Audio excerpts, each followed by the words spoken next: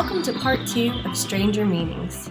Last week we looked at shades of meaning, a word's literal or denotative meaning, and then its connotation, the feeling or idea that a word invokes.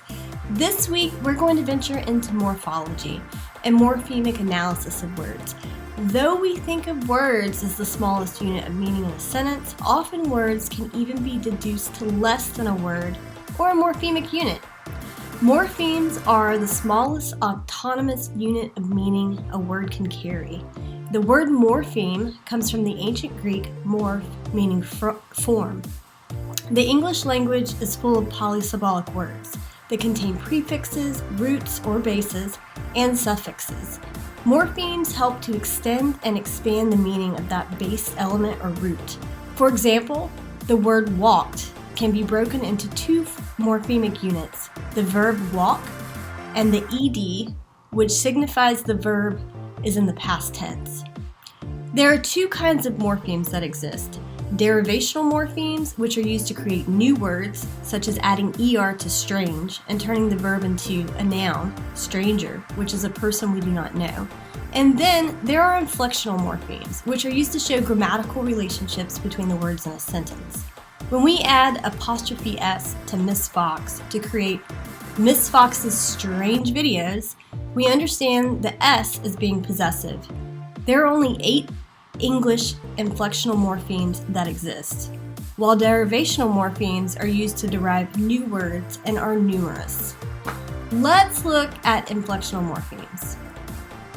For nouns, it's the plural and possessive S, as in Miss Fox's strange videos, as mentioned above. For verbs, we can change a word to the present tense by adding an S, such as bike to bites. We can change it to the past tense by adding ed, he bites. We can also turn the word into a past participle by adding en, turning rise into risen. We can turn the word into a present participle by adding ing, biking or rising. For adjectives, the word becomes comparative when we add er. We turn strange into stranger, like stranger things. The word becomes superlative when we add es, strangest. Sometimes a morpheme can be used as an inflectional morpheme or a derivational morpheme. You will have to use the context of the sentence to determine which one is being used. In the example above, I gave you stranger as in stranger things, and stranger as in a noun, a stranger or someone we do not know.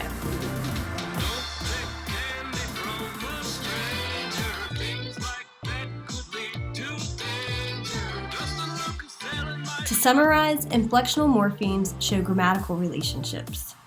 Now let's look at derivational morphemes. Derivational morphemes are used to derive or create new words by combining morphemes in new ways. By attaching a variety of affixes, which are morphemes added at the beginning or end of words, to a noun such as friend, you can create other nouns such as friendship or friendliness, adjectives, friendly or unfriendly, and even a verb, to befriend. Derivational morphemes are also considered affixes. Affixes are essentially all prefixes and suffixes.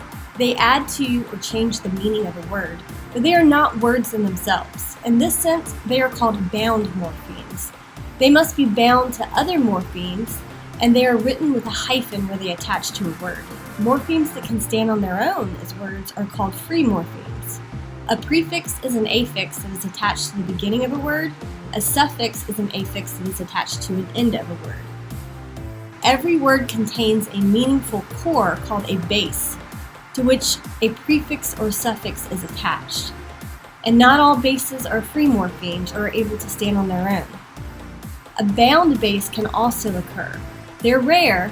For example, ject is the base in the word ejectable. Ject does not stand alone as a word, so it is a bound base. In conclusion, derivation is the richest source of new words in the English language. There are only 8 inflectional morphemes that show grammatical relationships. Affixes are derivational morphemes that include prefixes and suffixes. Prefixes are added at the beginning of a word. Suffixes are added at the end of the word. Some base root words are free morphemes that can stand on their own as a word, and some base or root words are bound morphemes and cannot stand on their own. Now let's practice breaking down words into their stranger parts of meaning. Using your word matrix graphic organizer, let's break down some of our unit vocabulary words into morphemic units.